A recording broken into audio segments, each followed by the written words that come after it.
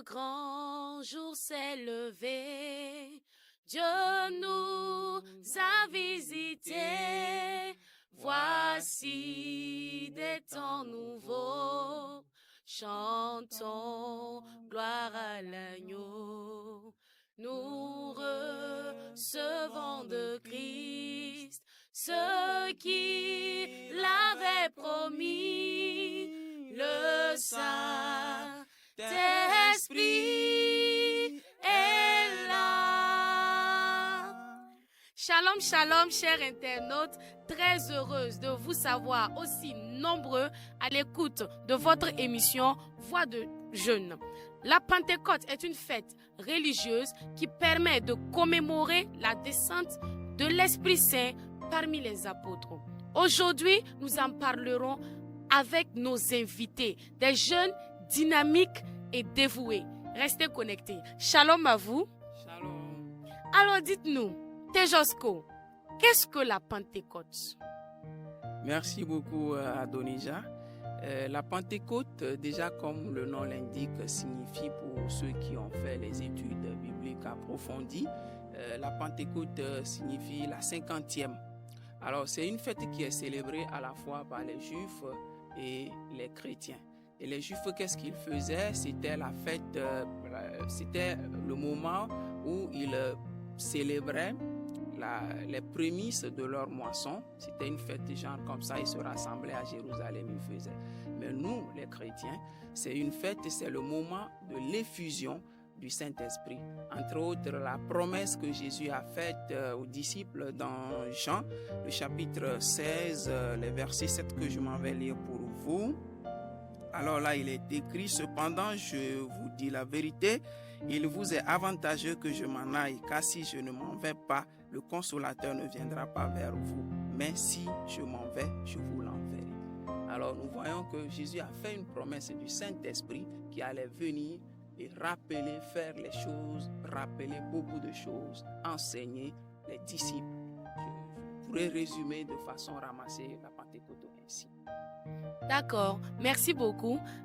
Angela, dites-nous, quelle est l'importance alors, au vu de ce qui en est ressorti, quelle est l'importance du Saint-Esprit dans la vie du chrétien? Ok, merci. D'abord, je dirais que le Saint-Esprit est d'une importance très capitale dans la vie d'un chrétien. Parce que sans le Saint-Esprit, nous ne pouvons pas vivre une vie qui plaît à Dieu. Nous ne pouvons pas vivre une vie de sanctification. La Bible même dit que l'esprit est bien disposé, mais la chair est faible. Donc, c'est par le Saint-Esprit que nous pouvons vivre une vie qui plaît à Dieu, qui honore Dieu. Waouh, waouh. Alors, nous allons écouter maintenant Moïse. Selon vous, quelle est l'importance du Saint-Esprit dans la vie du chrétien? D'accord, merci déjà. Pour moi, je dirais que le Saint-Esprit dans la vie d'un chrétien, le Saint-Esprit même est l'identité du chrétien. Parce que c'est avec le Saint-Esprit que nous pouvons arriver à aimer nos prochains comme nous-mêmes. Parce que Dieu dit même que, d'aimer le prochain comme nous-mêmes.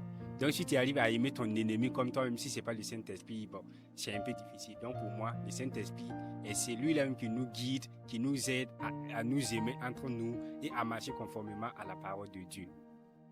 Waouh. Ok, nous allons écouter Daoumi. Quelle est l'importance du Saint-Esprit dans la vie du chrétien? Bon, pour ajouter, je peux dire que c'est grâce au Saint-Esprit que nous pouvons être tout le temps heureux, dans la joie, dans la paix du cœur. Souvent même les non-chrétiens nous demandent comment on fait pour être toujours jovial. C'est grâce au Saint-Esprit. Sinon, je pense que c'est grâce à lui que nous pouvons être tout le temps heureux, tout le temps jovial. Waouh. Ok. Je dirais encore que pour poursuivre la réflexion, et je parlais de la promesse. Et donc, nous pouvons lire encore dans Actes, le chapitre 2. Bon, moi, j'aime confirmer ce que je lis avec la parole. Avec votre permission, nous voyons dans Actes, le chapitre 2, du verset 1 à 4, nous voyons quelque chose dit. Le jour de la Pentecôte, ils étaient tous ensemble dans le même lieu. Tout à coup, il vint du ciel un bruit comme celui d'un vent impétueux et il remplit toute la maison où ils étaient assis. Des langues semblables à des langues de feu leur apparurent séparées les unes des autres et se posèrent sur chacun d'eux.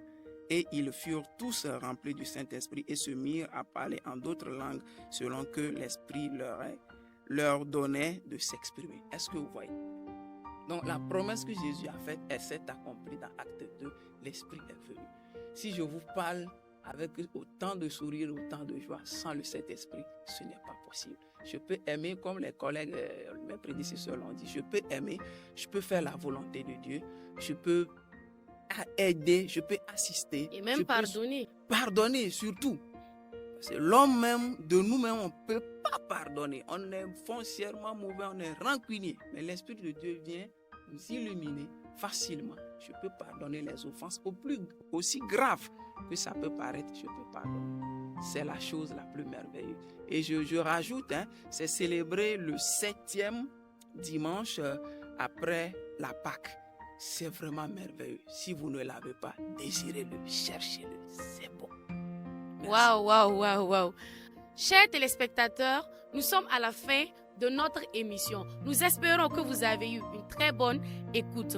Merci également à nos invités du jour qui nous ont apporté plus d'éclaircissements concernant la célébration de la Pentecôte. Bonne célébration de la Pentecôte à tous et à toutes. Shalom.